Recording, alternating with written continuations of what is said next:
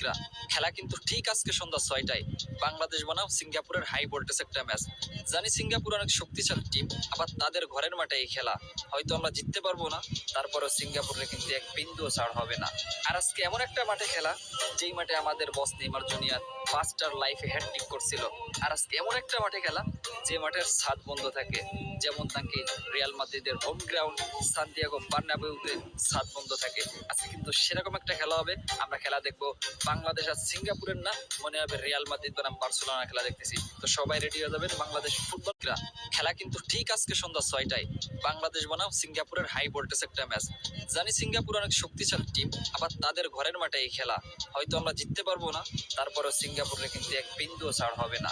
আর আজকে এমন একটা মাঠে খেলা, যেই মাঠে আমাদের বস নেইমার জুনিয়র পাঁচটার লাইফে হ্যাটট্রিক করছিল। আর আজকে এমন একটা মাঠে খেলা, যে মাঠের ছাদ বন্ধ থাকে, যেমন নাকি রিয়াল মাদ্রিদের হোম গ্রাউন্ড সান্তিয়াগো বার্নাবেউতে ছাদ বন্ধ থাকে। আজকে কিন্তু সেরকম একটা খেলা হবে। আমরা খেলা দেখবো বাংলাদেশ আর সিঙ্গাপুরের না, মনে হবে রিয়াল মাদ্রিদ বনাম বার্সেলোনা খেলা দেখতেছি। তো সবাই রেডি হয়ে যাবেন। বাংলাদেশ ফুটবল